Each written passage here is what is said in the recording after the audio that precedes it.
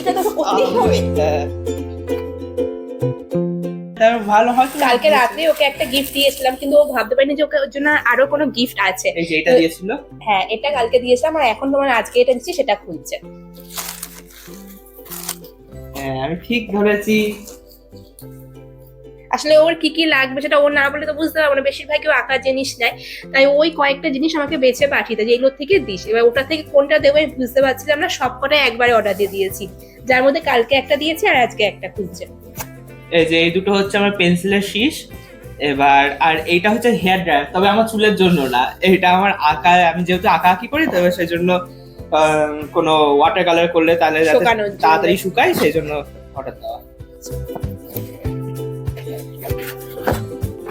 এটা অনেকদিন ধরে তুই বলছিলি। হ্যাঁ অনেক এই